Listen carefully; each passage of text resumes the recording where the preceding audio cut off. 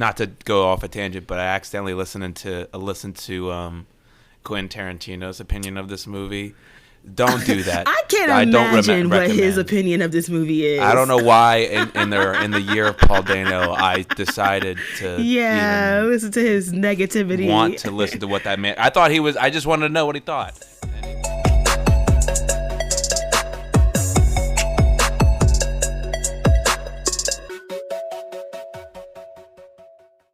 Welcome back. You are now listening to the Fade to Black podcast. I'm your host, Imani, and I'm joined by my co-hosts, Sunny and David. And today, we are going to be talking about the 1987 film, Hollywood Shuffle. My name is Robert Taylor, and I'm a black actor. It teaches you everything. Jive, tricky motherfucker! It's not about art. It's about sequel. Welcome to sneaking in the movies. What we're looking for is an Eddie Murphy type. She was talking about doing the nasty, and I like doing the nasty. Overnight sensation.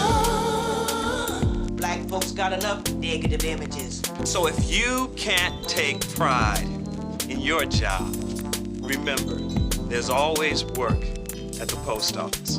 All right, so you know how we always start this off. You're at a bar and you just saw this movie. How are you going to tell them about this movie that they've never seen before? Either one of you.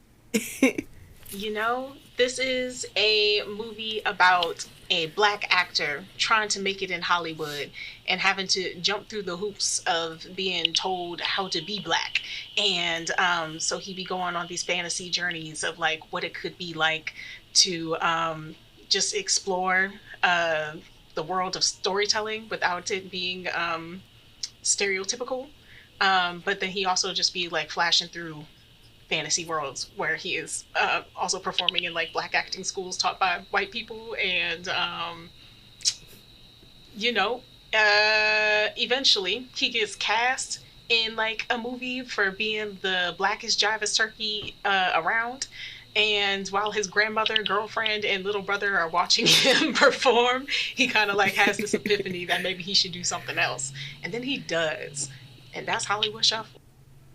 Yes. The black acting school had me. David, do you have anything you want to add? I guess I would say, do you want to see a theatrical version of Key and Peele skits?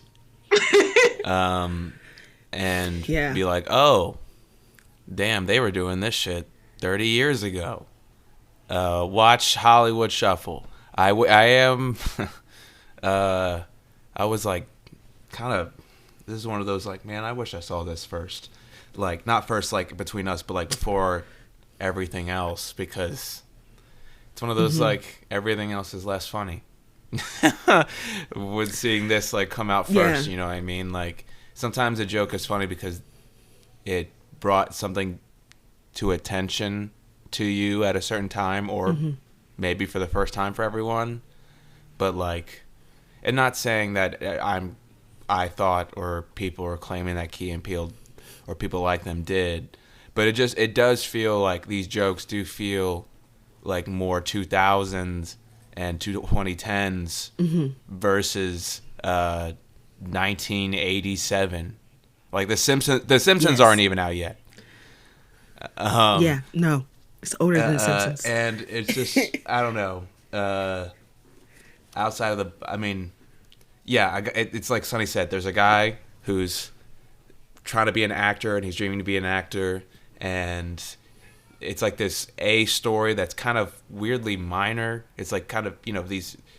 It's like it's a through line with him and his journey to becoming an actor, and also this like these vignettes about being an actor in Hollywood and representation of black actors in Hollywood, and like what like acclaimed Juilliard trained black actors had to demean themselves to do. And you know, I'd never heard of this movie. I know Robert Townsend, and I know he's a very smart, funny guy, but I just never caught this one. And like, you know, this movie was really funny, very smart, and I was weirdly emotional, like emotionally sincere. Yes, I was so exactly. emotional watching certain parts of it, especially Yes, the the end. ending. The end is like Yes. very beautiful. This movie reminds me of like Key and Peele, reminds me of like Bamboozled, but it's like a weird version of Bamboozled that's like hopeful. Like, and we can get to why. I know you guys know what I'm talking about, but I was also thinking about it in Living Color too. Yeah. And to just see like the baby Yes. Waynes up in here, and I'm just like, I see, copy paste. yeah. Yes, yeah. Yeah, I mean Keenan Ivory Wayans co-wrote the script with Robert Townsend. So they were supposed to like, it's supposed to be more collaborative than it was, even though it's still highly collaborative, like Keenan Ivory Wayans is in the movie. But it's like Robert Townsend did a Hollywood Shuffle, and then Keenan focused on I'm Gonna Get You Sucker. And so like these movies were like written and made at around the same time. But yeah, I thought it was so nice to see all the like little baby Wayans acting in this like company of actors that are being recycled. Why do you feel like this film contributes to like the legacy of Black cinema? Like, do you think this is absolutely vital, like in the Black Cinema Hall of Fame? I want to say yes. It's funny because like 2 weeks ago, I was like talking to Walt from Theater and the X, and he was talking about this movie, saying like this is something all Black actors need to see. He's like, whether you in film, theater, like any type of performance, you just need to have this in your arsenal. And I was like, damn, I wonder what this movie's about. I know I'm supposed to be watching it. And now I kind of like, yeah, I get it. Like once we got to Black acting school, which I feel like is the first vignette that happens. Yes, it's 15 minutes. Yeah, 15 minutes into the movie is Black acting school. And it's like you start to see what's happening, but my jaw is still dropped. Like as he's just like, damn, I'm really only about to play butlers and slaves. Like, is this what acting is for me? Because to your point, David, like the A plot is actually just like one single audition. Like that's the whole story. He auditions for one thing, he gets a call back, and then they tell him to be Eddie Murphy, and then he books it. They said that is a black jive turkey. Absolutely. And then he gets to his first day all excited and he quits. And so I'm just like, that is literally about 24 hours, if that.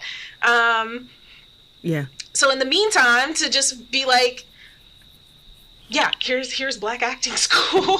Here's everything that it takes to like make it in this industry, to just like listen to what somebody's perception of you is, and then know that your family is also going to hate you on the outside because they're just like, wow, you are perpetuating these stereotypes. And it does feel like it's still a conversation that we're having now. Like I feel like Random Acts of Flyness, the whole first setup of it starts with like talking about Blackness underneath of a white gaze, and then it totally breaks that message with our John Hamm skit and gets us to like center Blackness again. And so I feel like this one is more just like unveiling of what that white gaze is, but that can like lead you into the next conversation of like, what does it actually mean to you to be on this journey of like your art, your creativity, like what are you trying to say and do?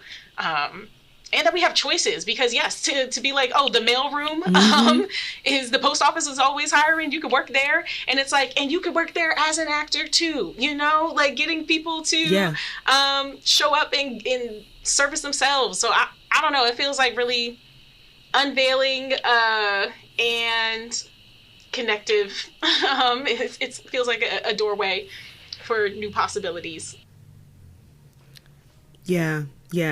I agree. And this film is it is also like semi-autobiographical in a way. Robert Townsend himself was in a movie called A Soldier Story, which was like written and directed by white men, but it was about like Black soldiers during World War II, and it's like one of them, a Black soldier, is like murdered, and it's like a murder mystery, and so they're trying to figure out who committed this crime, but it had like a full Black cast, and that was like it earned like 3 Academy Award nominations. And so that's kind of what really put the battery in Robert Townsend's back. Like he said, he had a quote where he said, like, so when that film came out and we got nominated for 3 Academy Awards, I was like, oh my God, this is movies. This is what I want to do. And I just remember my agent says, Robert, just be happy. You did a great movie. They only do 1 black movie a year. So it was like, that was the wall he immediately ran up against. Is like, he did this incredible movie where he felt he got to be like this 3-dimensional black character, and then he starts going to audition for different roles, and he finds that he's only getting like thugs and pimps and criminals. And so he goes and he talks to his homie Keenan Ivory Wayans, and Keenan's like, oh, I've been at them same auditions. Like, this is crazy that these are the only roles that we can get. And so that's where they come up with this idea for this movie, Hollywood Shuffle, to kind of like make fun at that. And so Robert himself, like, this was a self-funded film. This is a indie black film, and he was able to save like $60,000 from like the acting gigs he did get, and like he was a stand-up comedian, and from his comedy gigs. But then he ran out of money, ended up taking $40,000 out in credit cards to make this film, which was, I feel like in today's time, right? Like, that's not the craziest thing in the world to hear someone like took out money on their credit card to like self-produce their own film. But like in 1987, that was like unheard of, and he had to like keep it a secret because he was afraid of like what people how they would judge him like while they were making this movie. So whenever they would run out of movie, he would say, oh, I got rewrites, and then, so he would go and like apply for a credit card, get the money, and then come back and be like, all right, we're ready to shoot again. And so they ended up shooting this movie in 12 days, but over a 2.5-year period, because there was so much start and stop. Wow. But they filmed this entire movie in 12 days. Whoa. Yeah. And then he was also the producer and the director, Norman Jewison and Ronald Schwery, who did A Soldier Story, that film that he did. They were working on some other movies, and they had a bunch of unused film. So they were also like, here, Robert, like you can have this unused film. So like, he really hustled, right, to like get this movie made. He really hustled to get this movie made, and it's incredible that he did. And like, we're so happy that he did. But like you were saying, like David, how like this movie has a lot of heart. Have you like ever seen any of his like other either one of you? Have you ever seen any of his other work, like Baps or the Five Heartbeats or Parenthood, the Meteor I seen Meteor Man? Man when I was a kid. It's been a while. I actually want to revisit that really bad. Yes, we should. We should. Because that is a common theme. Like his movies have like this heavy emotional thread, like in all of his stuff. And I just think that's like one of his signatures as a screenwriter and a director. Like even Baps, like if you like, we just watched Baps maybe a month or two ago, and like that shit played like a fucking Disney movie. Like it was like watching The Princess Diaries. Like at the end, I look over and like Dominique is like tearing up because it was just like, wow, like they really do get their happy ending. Like, and I think that's such like a, I mean, I'm not gonna say it's a hallmark of all of his movies, because like the Five Heartbeats doesn't necessarily have a good ending, but there's a lot of soul in it. Yeah, I think it has a lot of soul in it. I think, yeah. So a couple things. One, I think a good filmmaker, or at least my favorite filmmakers, are empathetic people. At least it seems, or at least understand or can be sympathetic to like the characters that they're filming. And two, you said earlier, does this belong in like the Black Film Hall of Fame? Absolutely. It is like a filmmaker's film. I do like, I usually don't like movies about Hollywood unless they're just, because usually those are really masturbatory or whatever, and it's, it is just shitting on it completely in a fun way with fun editing. It just, and here I didn't even know, this other story about all this other stuff you're talking about. He's in the Soldier Story. That's the "you get your hands off of me." I didn't know he's in that movie. Yeah. But, like I don't know, just the way he like hustled for the film. I know, and just and I'm kind of going all over the place, but like that's part with the credit cards. Like he mentions that in the trailer. Like, and it's just the fact that like everything has this like comedic touch, like down to the trailer. Like it's so clearly like somebody's artistic vision, and I always appreciate when something's like that. And that emotional stuff at the end.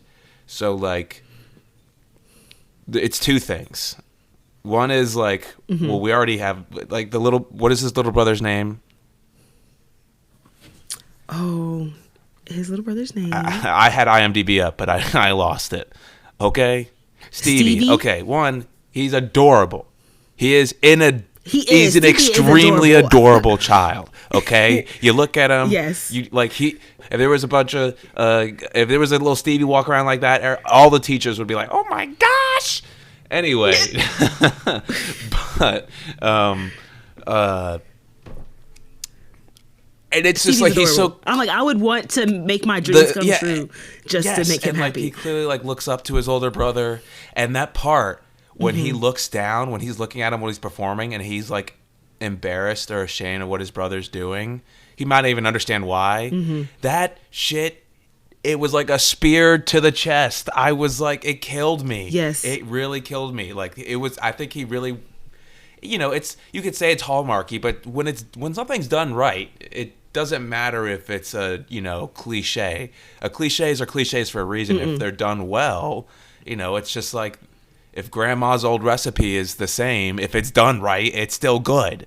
And actually, that moment feels like a bookend because. At the very beginning, when he's like running lines with his little brother, like he is also looking kind of disappointed, and grandma's on the other side of the door, also rolling her eyes, and mom is nowhere to be found, and neither is the girlfriend. Mom is there. Okay, ironing his shirt. She's supportive. Yeah, she's supportive. Yes, right. But then we get to the very end, and it's just like everybody has the same reactions. Everybody's like, this is just a job. We're just happy that he's working. But also like, yeah, this shit sucks. And so like the only thing that really changes is him looking at everybody else and then realizing, maybe this isn't for me. Yeah. And so I'm just like, wow, the journey that he went on in these 48 hours. And it feels like it really kicked off with a dude who was trying to like just get a roll over him by dropping the seed in his mind. Like, brother, you selling out. That was great. I loved that. I love that he did that. that whole bit. But also the emotion with like, when he's laying in bed and dreaming of the roles he wants, I think it really hit me. It really hit me when he was Black Superman. When he was flying as Superman, I was like, oh my God. It's like, yes, no, like, I did feel like a kid in that moment being like, I want, where's Black Superman flying around? Not that it has to be literally Superman, but like, you know what I mean? Yeah. And like, yeah, he wants to be Rambo. He wants to be fucking this old Wizard. Hamlet type character. Wizard. Guy, like a detective. He wants to be an actor. Yes. And it's like he wants to be like, he likes the things everybody else likes, because everybody does, because they're good, and we want access to those things just because they're good. I don't know, that stuff really hit me, and I think you can go wrong with sincerity, but like I think a really good comedy to me also does do really good sincerity. Because then you kind of like earn those jokes to me. You earn all the silliness. Because it gets real silly. You got 1-800-COON and shit. You know what I mean? And so then to be like so like crass and nihilistic and then still have a heart is, I don't know. It does a lot. It's a talent. I give mad props to the Robert Townsend director. Yeah. Seriously, Robert Townsend, the man. Yeah. I also just saw a little pop-up that said that he was being considered for Saturday Night Live, and then they went with Eddie Murphy. Yes. That's okay. So also, maybe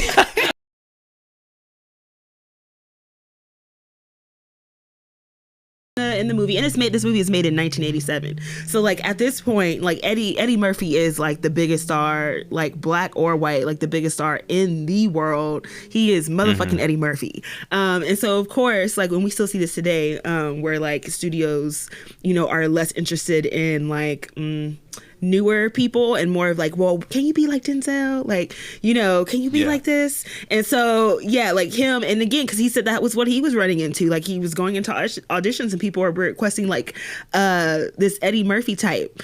And so to have this skit where it's like, yeah, you have like all of these people sitting in the room dressed up as Eddie Murphy, like doing that like Eddie Murphy, like he laugh. Like some of them are like painted darker, like you can see their chests are like light, oh my God. and they like painted themselves darker. Like it's crazy. But then like Robert Townsend is Eddie Murphy like hires him to direct his second stand-up Raw. So it's like, yes, and he was surprised because he was worried that like Eddie Murphy might not find the joke funny. And I think it was there's like maybe it's Seen and Heard, like the new, there's a HBO like documentary, 2-part documentary produced by Issa Rae on HBO called Seen and Heard. And I think it was in Seen and Heard, but they talk about specifically Hollywood Shuffle, and in that scene, like I guess it was like a friend of Eddie Murphy is like retelling the story, and like they see it, and it's like Eddie's like entourage kind of like freezes up, like they're in the theater kind of like frozen, like oh shit, Eddie's getting made fun of, and they all look over at Eddie, and Eddie just like busts out laughing because it's funny. Comedian. Because exactly a good comedian, and because it's funny, and it's like Eddie. I'm sure Eddie Murphy is not blind to the fact that like Hollywood is trying to make a bunch of him, so yeah, I'm like that. I like that he's one of the best comedians of all time, and he didn't go down that dumb, shitty, nihilistic. Yes. I'm still mad at everyone. Like, I can't say what I want to say. Yeah, because he did, and he seems to be a good sport about a lot of like, I don't know. He's grown up, and also you know what I mean. It's like that's all it takes is just like not being a dick, and we're just like, yeah, he was just saying some shit. Yeah, have you seen there's like a new Netflix documentary about Eddie Murphy called like Being Eddie. I have not seen it. It's on my list. Okay, so Netflix, I recommend it. It's like, it's definitely it's not like Eddie's not like bearing his soul, but it is like very just like insightful to like pull back that curtain and hear from Eddie himself, like just talk about things. And it does sound like he's a pretty good sport, like when it comes to a lot of things, and he's just here to have a good time, make a check, and do his best when acting. That's chill. I fuck with that. I mean, I'm sure he still has rich guy shit he does that we wouldn't like. Oh yeah, like they walk through his house. He's an old black man. Yes, he talks about his favorite show is like Ridiculousness, and I'm like, that is who's keeping Ridiculousness alive for so long. Like he just likes to sit and watch Ridiculousness. Like I'm like, yeah, it was very. Good for him. It was giving like old man. It was giving like old black man. But like still, I'm just like, yeah, I'm glad like Eddie has not like gone down this road of like woe is me, I can't say the things that I used to say because y'all are too sensitive. Shout out. Shout out. But what did you guys think about like the structure of this film? Like, as like Sunny, you were saying, this is like 24 maybe 48 hours in this A story, but it's being interrupted by all of these like different comedy sketches. Almost like he's daydreaming, right? Like almost like like this is what his daydream is. Yeah. What did you think about this structure? Like, is it? Yeah, sorry. I'm like, is this? I like have to really think about it, but I'm like, is this a thing in like other parody movies? Do you think it's so? Well, I'll say this: it's like clearly, like I don't know, like there is a way of like. It seems like a lot of I don't want to make a blanket statement for people, but there's a lot of black art that does commentary through comedic sketches. Mm-hmm. Dave Chappelle, Living Color, what have you, and I don't know, that just format works. It's just we like some funny bits. Do you feel like the A story benefits from these comedy sketches? Well, yeah, and I think, I appreciate that, like, it's not too complicated of a story. Like, it's a very small thing with a lot of big ideas. It's not to go off a tangent, but I accidentally listened to Quentin Tarantino's opinion of this movie. Don't do that. I don't I can't imagine what his opinion. I don't know of this why movie is. in the year of Paul Dano I decided to even listen to want his to negativity. listen to what that meant. I thought I just wanted to know what he thought, and he was just like, yeah, it's got like 2 good scenes in it, okay.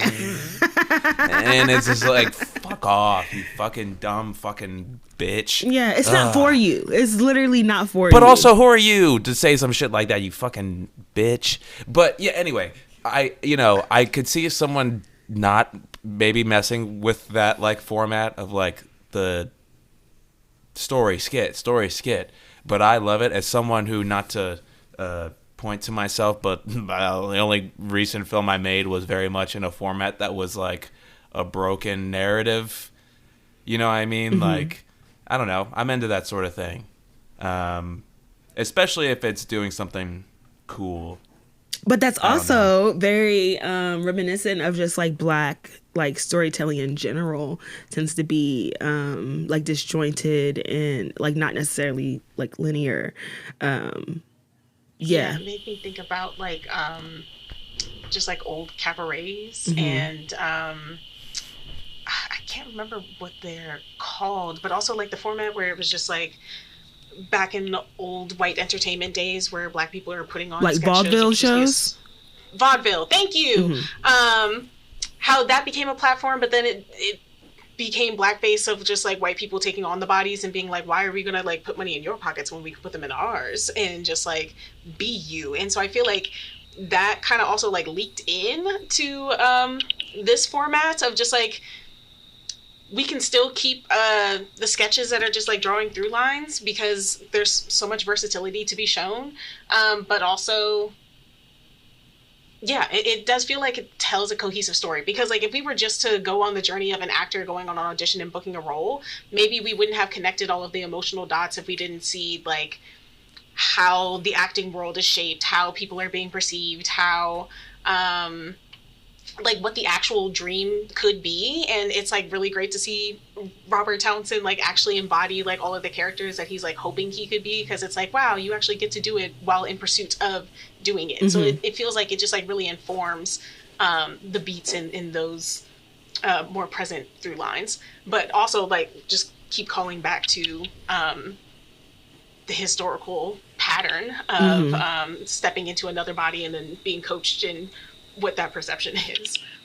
Yeah, I think too it also kind of lends itself to like I guess kind of like the point of the movie is like, you know, if Bobby Taylor, who's our main character, Bobby Taylor is this person who feels like he's being put in this box and he has to do all these specific roles. It's kind of like these sketches are also like allowing us to see Robert Townsend, or like this fictional, because like in all these sketches he still calls himself like Bobby Taylor. It's like Robert Taylor. So it's like in all of these sketches it's like we're able to see like Bobby in these different roles, as opposed to like what he's this what is it, like Jimmy, you know?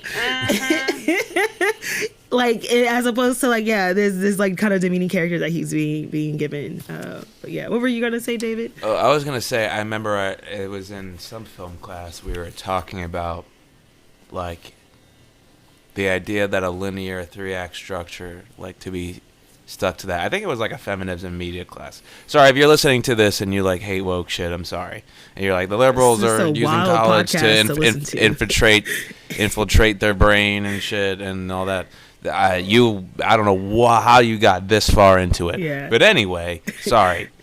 But it was like a feminism and media class, and we were talking about like films, and we were watching we were submitting media, and people were submitting their like media that was like relevant to the topic, and someone made a film, or they were working on a film, and it was in this very, you know, non-linear format, and a lot of the class liked it, and they were talking about, and the professor was talking about this too, it's like that structure, sticking to that structure is the patriarchy. Like having to abide by that structure is the patriarchy. And in less a gender sense and like a racial sense, like having to stick by the rules white people made for something is its own form of, you know what I mean? Yeah. And it's like calling like, it's like, and it's also the same thing with like music theory, how like the European standard of music is just called music theory when there was music theory before them. Yes. You know what I mean?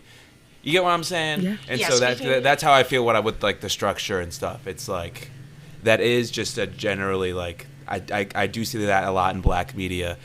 Recently, Black News, directed by Khalil Joseph, also the director of Lemonade. I saw that his premiere of that in San Francisco with a Q&A with Boots Riley. But it was a word to Boots Riley. It was similar. This reminds me of it because it's like a visual representation, a visual / modern representation of like the Africana by W.E.B. Du Bois, and it goes through like cuts through like filmed segments that are like biographical about Du Bois, and then just like random stuff like clips from Beat Street or like, you know, a clip from like Oh Hell No, like a real like new, like if he made a new chapter and it was just like like a black YouTube poop. If y'all remember YouTube poop, I hate even saying that out loud, but you might have to cut that because I want him to hear me call it a YouTube poop. But it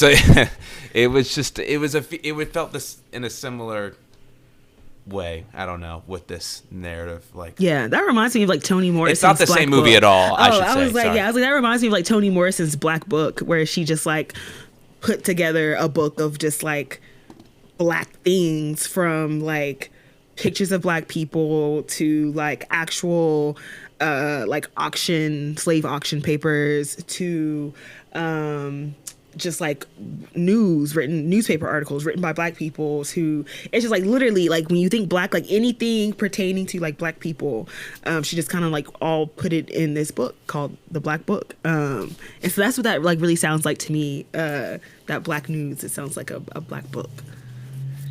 I was also thinking about Toni Morrison, but Bluest Eye, because I was thinking about the way that she like goes from different characters, and also like this Dick and Jane like interlude that keeps getting like blended into the top of different sections, and then it just like shrinks and expands and like the actual structure of the words, but it's always the same words.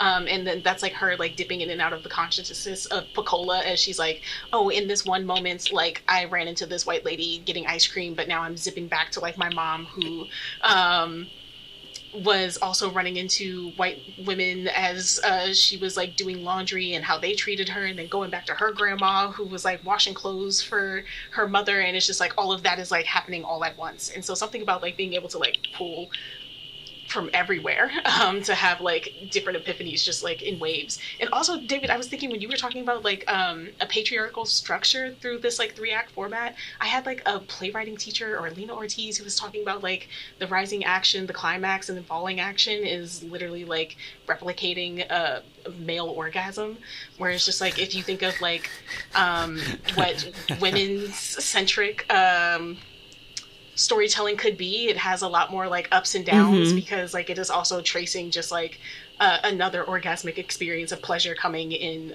waves, in different peaks and valleys. So I just thought that was I was like the heroine's journey versus the hero's journey is like similar in that way, where like in the hero's journey it's more of a very clear like rise and then like a little bit of fall and then you rise again, where a heroine's journey is like a constant like up down up down up down up down until we get to the completion, the end.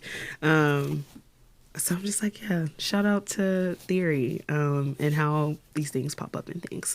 And if you scared of that shit, if you scared of that theory shit, just fucking turn the computer off. Stop being a little fucking little bitch about it. People are going to talk about weird race theory stuff, and if you're scared of it, I don't know. Call the lady, you know? Watch Bluey. Do that. That's what you're emotionally able to handle. That's true. I'm talking to no one. I'm just mad.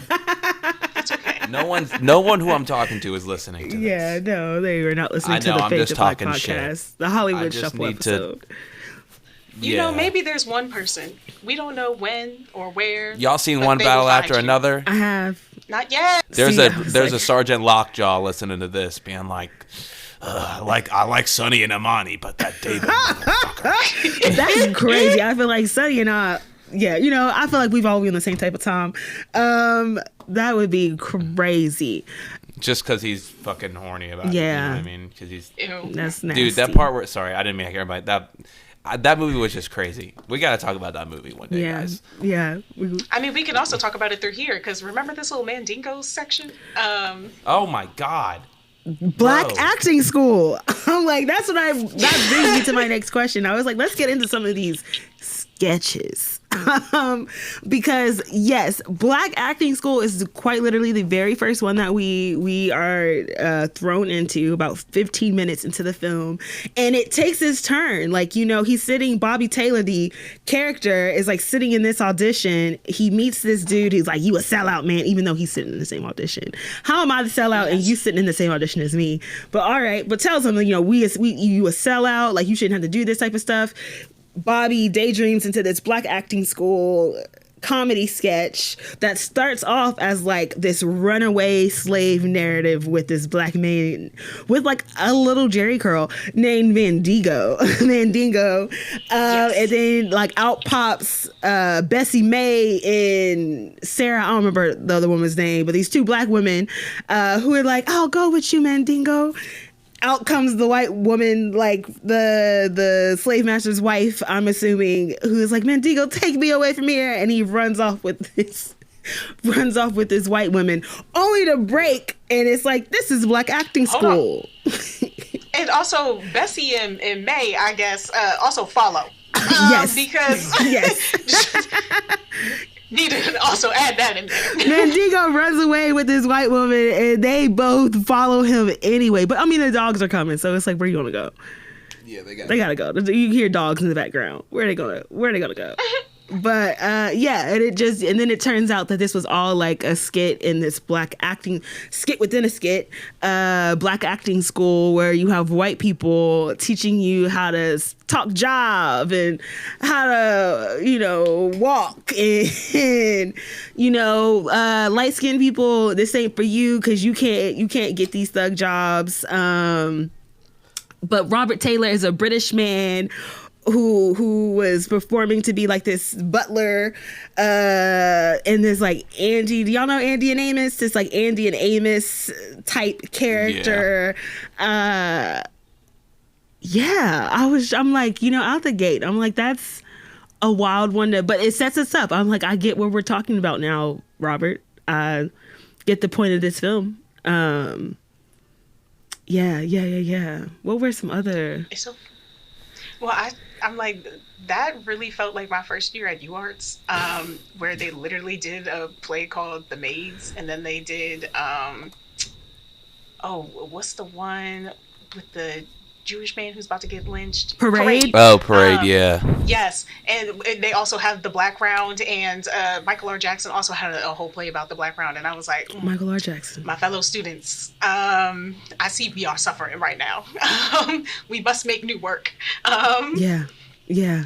But that shit, so I was like, no, that felt real resonant, and maybe that's why it feels like also the one that I am talking about the most, because that shit was wild. That's exactly what it is, though. Mm-hmm. Still. I think about all like the British actors that they hire to play like Black American like roles, like Cynthia Erivo as Harriet Tubman, and I can't remember dude's name, the dude who played MLK. Daniel Kaluuya? No, MLK and Selma. David LOL. Yeah, like, you know, or there was another one. Who did? Daniel Kaluuya playing Fred Hampton. Oh, thank you. Yes, Daniel Kaluuya playing Fred Hampton. Yeah, like that. Also, Black acting school also made me think of that. Like, yeah. And it's like, no shade. Like all of these actors just mentioned, like I love, but why are you playing our historical figures? You know, play your own damn historical figures with this process. I mean, and like, sure, you can act wonderful. Who casted you? Yeah, it's like who casted you, and it's just decided. Also interesting that y'all are all British, and like, you know, now you have to like do all this dialect work and like learn like a Southern accent, like, yeah, you know, it's interesting. It's interesting, but I think We gonna start playing some of y'all. Honestly, I tell Don that all the time. Like, I'm gonna get real into like Black British history, and I'm gonna start writing all these Black British movies. And then They're not gonna like I'm it. gonna be like, all right, Zendaya, come over here and star as this civil rights leader from the UK. How about you? Yeah, give Zendaya a patois accent. Woo, lordy. They will be upset. So I'm saying we gotta flip the script. I'm gonna hire Issa Rae to play like some British Black woman who broke down barriers in the UK for the Black people. They'll fucking be so yeah, pissed. you know. Maybe they'll like it though. I feel like Issa and British humor would really work out well. It would. I'm just saying they'd be tight. You don't think maybe they won't. I don't know why we're beefing. Black British people and Black American people, we have this weird cold beef. We do. There's diaspora wars everywhere, and it's anti-Blackness trying to separate us. It's all right, guys. Listen. It is. We're both colonized, right? We both lost. Yeah. All right. We all did. We were all lied to. By the white man. Yes. It's okay. It's okay. It's okay. I will say the black and white skit. Going back to the skits. I did like the noir skit. Yes. Mostly because there's that part where you can tell they're both about to bust out laughing. Because it's so ridiculous. There's a part where like, is it in the tutu fight? There's a part where Damon Wayans and Robert it's like so clear they're like going like this, trying not to laugh. Where he's like he's talking about the Jerry curl guy. He's like, he hates him like an afro, and then he just goes like this, like they didn't want to waste the film clearly, but because you can't afford to. We can't afford to. Yeah, they're about to bust out laughing. You can see it. They both cover their mouth. Yeah. I like the sneaking in the movies skit with the two dudes. Oh my god, that was incredible. That was amazing. That's so fun. High five. Middle finger to Dirty Harry or Dirty Larry. Yes. Because why he talking too much? He showed up with a gun. If he was gonna get shot. Why are you sitting there talking to him? What woman was like, my neck hurt. Like, so unrealistic. Took me out. Not real. Or Amadeus and whatever. And they're like, boring. I don't care about these white men whose names I can't pronounce. It's just like, oh man, light them up, Robert. Light them up. I'm like, but also street pimp zombies. Yeah, invasion of the street pimp zombies.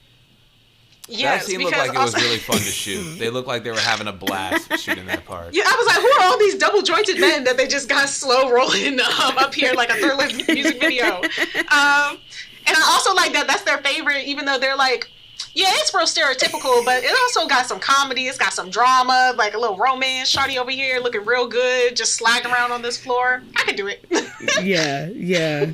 I just love the cut to the street pimps, like when she's like running, the sex workers like running, and she like tells the other girls like, they're coming, and you're like, what? One, I don't even know who's coming at this point, and then just that cut to like the group of like street pimps in these suits with collars that are like way too big, and they got on their pimp hats, and they just like literally Thriller video like down the street. Yeah, I'm like, that one was funny.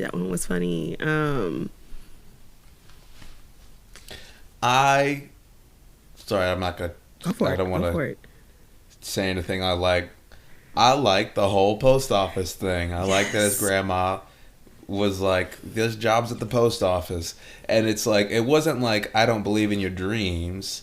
It was like, because once he says it, it kind of like you feel the meaning. Yes. Like it's like, you don't have to take on this demeaning work. Like, yeah, it's like, well, it's like, if I'm just gonna be demeaned, I might as well just work at the post office. Yeah. Where, you know what I mean? And it's like, or not that the post office workers are always demeaned or something, or I mean, I don't know what their life is like. If anything, she was saying it's better than your acting That's job. what I'm saying. Yeah, it's just like, if you're gonna be demeaned like this, you'd be better off just working at the post office than just like begging for this to bullshit. Yeah, and I think that was just the grandma's whole point. It was just like, stop taking these stereotypical roles. Like, you don't have to do this. Like, you'd rather do this than work at the post office? Like, that's crazy. Work ain't just work. Yeah. And so, I think that payoff is a payoff does feel so nice, like at the end when he decides like, I'm not doing this, and then tells like the other black actors like we shouldn't have to do this, and they're just like, it's work, and it's like, well, there's work at the post office. Yes, I felt that was satisfying. Yeah, and then ending on like this like commercial for the post office, like come get your job at the post office. Yeah, I'm like it was all very. It was a good payoff. It felt good, and I feel like it was a nice button to this movie. I feel like sometimes comedies can just feel like you just gave me a bunch of jokes and a bunch of gags, and like I didn't get to, close this arc. But I feel like that was a nice little button to add to the movie. Do you think that what Robert Townsend is saying in Hollywood Shuffle about being a black actor in the 80s, do you think that's still true today? Like, do you think this is still something that actors go through? I know Robert Townsend himself has said, like, it's better. There are more people, like, in the room now than it was in 1987. Here's what I'll say. I definitely think it's better. Like, in terms of just general representation, it is better, right? But access period, with everything going on. I don't know. I'm very nihilistic right now about all industries because of the Silicon Valley and AI and all these things. And hopefully, we come out the better end of that. But I'm just more. So there's two things. The little hopeful dream part that he had in that scene. I feel like we have seen those things. We've gotten those. We've gotten a black version of Rambo. We've gotten black superheroes. We've gotten like dramatic, dramatic roles. Like Denzel gets to be in, Hamlet or something, and by the Coen brothers, or, what I mean? Like, I think we are at that spot, but here's what else I'll say. One, I felt like okay, we're gonna get like to a point where it'll be black stuff will be normalized, and it'll just be like it'll be like, oh, when we were having a black like renaissance of movies, that was like the beginning of something that was forever. But now there's all these hostile takeovers and like weird government censorship stuff where it's like, oh no, this is gonna be radical again because they're like swinging back hard. And I have some weird hopes and fears in regards to that. I know I'm saying kind of a vague thing, but I don't know where things are going. Yeah, it's still too early. But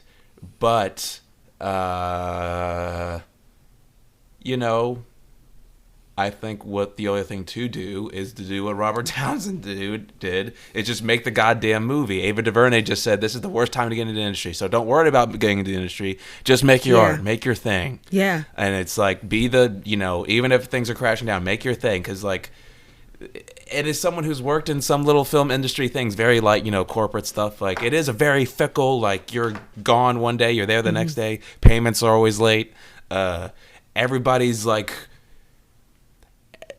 pretending like they really know what's going on, and they're not. They don't. Everybody's bullshitting, and there's people with millions of dollars that are bullshitting. Billions of dollars. David Zaslav, sorry, I don't care if he's not going to listen to this, but like, he fucked this whole thing up. He was given, he fucked up so bad, and it was just like some idiot. He doesn't care about movies.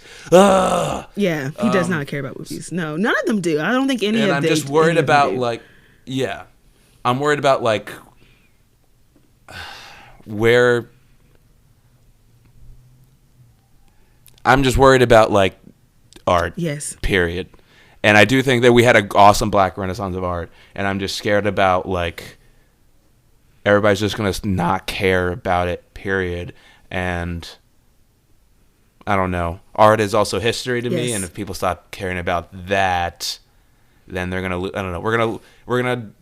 We're gonna be at a spot where he was at. Yes. Oh, absolutely, absolutely. And again, in that two-part documentary, Seen and Heard. It's like the first part is called Seen, and it kind of like goes through like the history of like Black people on TV. But the second part is called Heard, and in it they kind of do dive into that. One of the biggest problems is that like a lot of times when these studios are starting, they will hire a bunch of Black people because Black audiences are very like dedicated, to our people, to our culture. So when we hear like a Black person is doing something, Black audiences tend to show up for said thing. And in it, they say like, there are all these networks and studios that when they started, they hired all these Black people, and then when they got all their money, they left them by the wayside and started just only making white things. They did it with Fox. When Fox started, that's why you had Living Single and Living Color. You had Martin, you had, I think, The Parenthood, which was Robert Townsend's show. I think that was also on Fox. But Fox used to be this Black ass channel because they were going against like CBS and ABC and NBC, who had already been in the TV business for like decades at this point. So Fox comes in the 90s trying to grow a new audience. So they start making all of these Black TV shows. When they get that audience, when they get their numbers up, they abandon Black audiences and start making white TV shows. We saw the same thing with like UPN. UPN also was a network that had like the Parkers. I think Moesha might have been on UPN. Wasn't Family Matters on UPN? I don't know. I think Family Matters might have been CBS or ABC. Oh, but then UPN becomes the CW, and then you go and look, and there's really not any Black TV shows. I look at Tubi. Honestly, I look at Tubi, and I am concerned. I'm like, Tubi is a free streaming app, and when you are on Tubi, I mean, Hollywood Shuffle's on Tubi right now. There's so many Black movies, like classic Black movies, like going all the way back. I was in a screenwriting MFA watching like black and white silent films. They have some of Black-made black and white silent films on Tubi.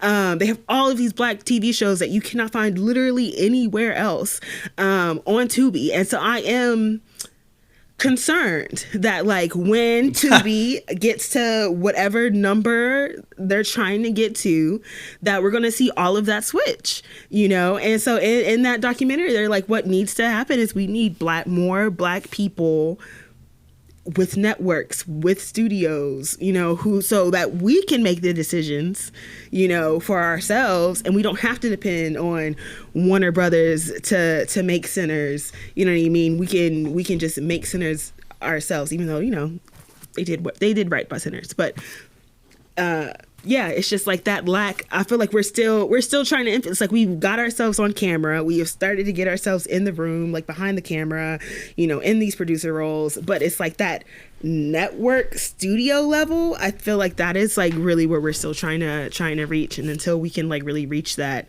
I feel like it's going to be difficult. It's going to be difficult. Well, I also think it's like the Bo Burnham thing, where it's like the problem is that like the companies go public, and then they have, like, they're based on the growth model, and then it's like, even if we do that, like it becomes still like in the system. But like, isn't that the thing, right? Like, it's like, then don't go public. Like, I understand why people do it because they want to grow and they want to make more money, but like, I don't know. I feel like if you have a successful platform and you're able to pay all your people and you're able to live in a house and pay for your food and go on vacation, take care of your family, do you really need to be in pursuit of like these huge billion dollars? Like, I don't know. Is it really? No, yeah, absolutely. If Bob Johnson, the creator of BET, like, what would have happened if Bob Johnson just never sold BET and decided, like, actually, I think, like, we need to keep a hold on this, instead of like selling it to Viacom, and then Viacom eventually getting sucked up into Paramount Plus, and now Paramount Plus is like, we don't give a fuck about diversity.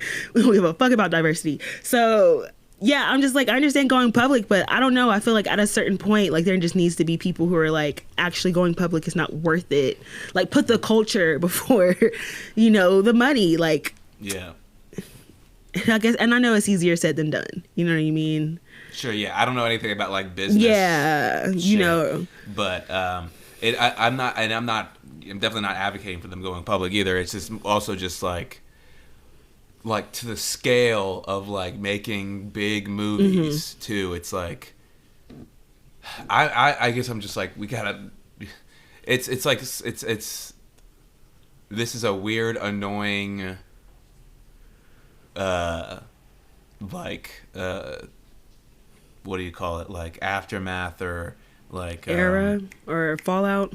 Not era, but like when you get when there's like a debris or whatever of like Aftershock?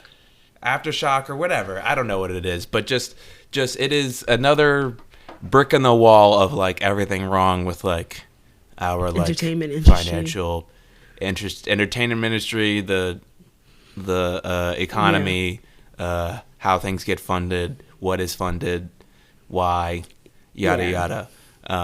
So it's like solving that issue is like, I mean, I'm not saying it can't be solved, but it's like I just fear that like everything successful becomes that or something. You know what I mean? Yeah. I'm just sad. Everything's stupid. Netflix owns DC Comics. Netflix owns Superman, Batman, Wonder Woman. Netflix. Bugs Bunny. Oh man, if I had a time machine, I would go back in time and be like, hey, we need to stay away from Netflix. What they knew even in that time, like, hey, this Netflix model was never going to win. But they chose money. Yeah, I mean, they chose money over everything else. It was like, well, if I can make billions of dollars from this, I'll risk it. You know, as the optimistic Afrofuturist here, I do think that we can keep learning from our forefathers who, like Robert Townsend, like the Wayans brothers, Melvin like Van Peebles, Issa Rae, like yes, yep. like I'm like, we are really drawn and struck by the movies that have like changed generations because it was one person with a dream. The Spike Lee's also charging all his shit to credit cards.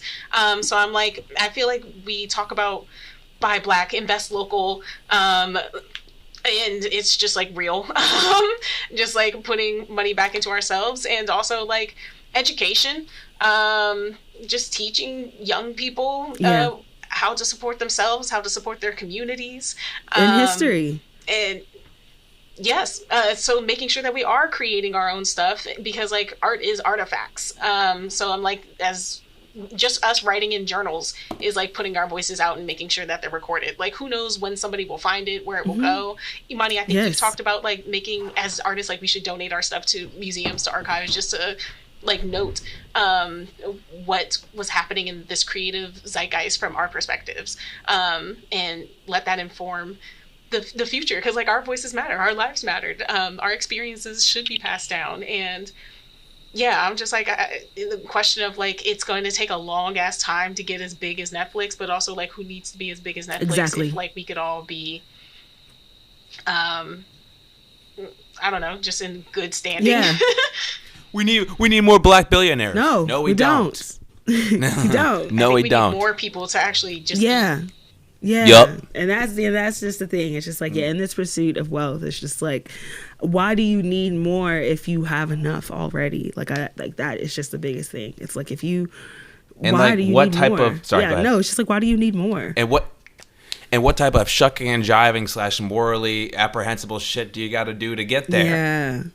And you know, another Issa quote is like, stop worrying about networking up and network vertically across and working horizontal. Yes, like look at the people around you who are doing the same stuff on your level and watch how y'all can grow together. Exactly. First, like trying to get pulled up by one person with the buckets. And I mean, and that's exactly what happened. I mean, Robert Townsend. It's like Keenan Ivory Wayans. Like, that was his friend. That was his homie. Like, you know. And they said, well, we'll work together and we'll make stuff together. And then like Robert Townsend became Robert Townsend, and Keenan Ivory Wayans and the Wayans family became who they are today. So, I mean, there is like genuine like power in that, and just like not to let the machine you know, hold you down. Yeah. But also, I did want to say that Robert Townsend did have his own studio out early.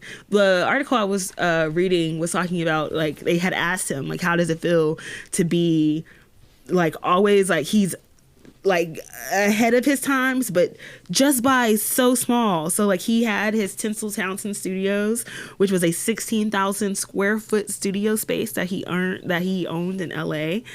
He made the Five Heartbeats there, and he said he filmed parts of the Meteor Man in there, but then like there was like this earthquake in the 90s that destroyed it and he lost the studio.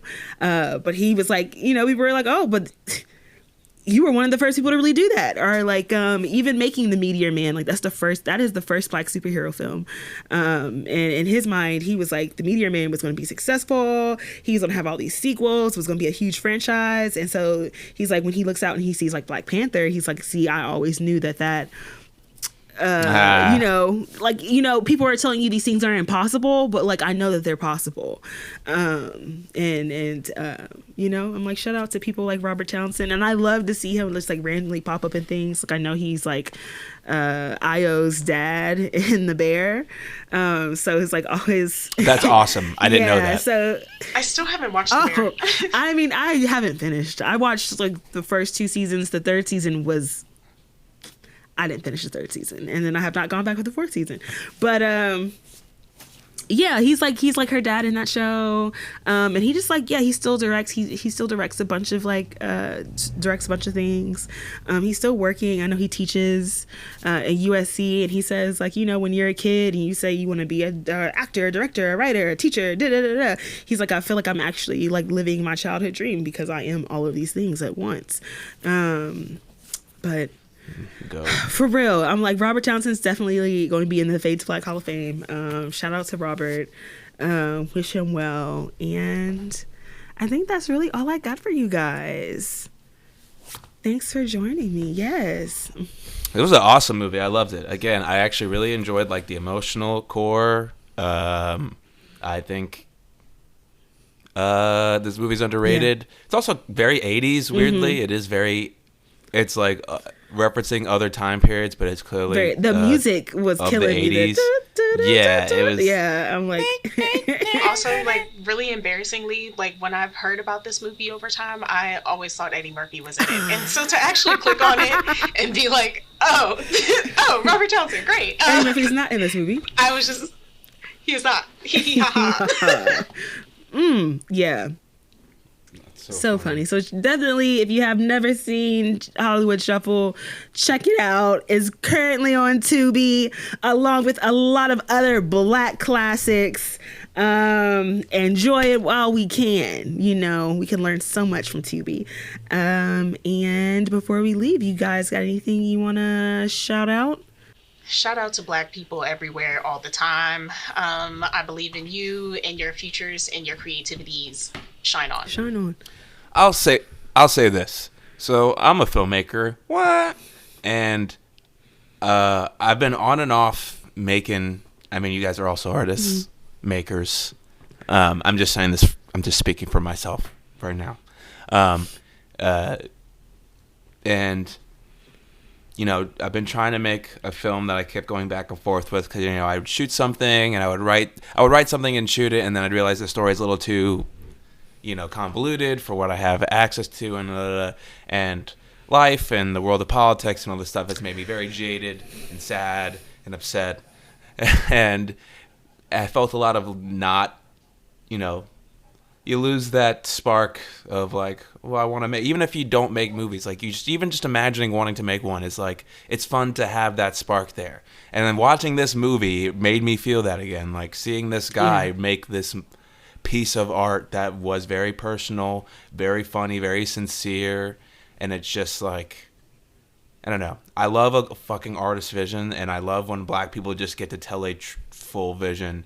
And it made me I'm like, no, I want to do that too. I want to make movies. Yes. And like movies are fun. And it's not about being famous or anything. It's about just like doing what you love, and like, you know what, like we gotta work, and sometimes you gotta work at the post office, but like you can still follow your dream in a way that's like not compromising your integrity, you and your integrity and all these things. And it's not, and I think it's more than just like even a racial thing. It's just like, it just with anything for the in dreamers, life, like, yeah, keep for dreaming. the dreamers. And like and I do think this film is would be a fun / interesting double feature / just like watching a class in comparison with like The Celluloid Closet, if you've ever seen that film. It's a documentary about queerness in cinema that it's one of those things where after I watched it, I was younger when I saw it. Like I was 20 or 21, and it really like made me understand like queer tropes in cinema and like what tropes and like in cinema mean and how much power they have, and like they really emphasize the it's actually very, for something that came out in the 90s, it's very smart and very progressive. It's always surprising. But it'd be interesting to watch next to this or in a class about representation in cinema, this and like that would be like, you could watch these because they do feel educational. If you didn't understand, if kids didn't understand, you know, what that type of like, oh man, stuff was like, like yeah. And if anybody's trying to get you to do this in a room, just know it is fucked up. Don't do it. And it's like understanding that like there is a version of this that is now. Yes. There's a version of this that is like on TikTok or like, oh my gosh, you know, not that man who run around like a gorilla. You think, what if King Batch saw this before he did all that nonsense? You know? Yeah. But to the kid right now who's on a college campus just like doing Disney Channel bullying moments, I'm just like, keep shining. You know, keep writing. Thank God. You should have your own series as yourself. No, that's what I want these little black dweebs with acne to do.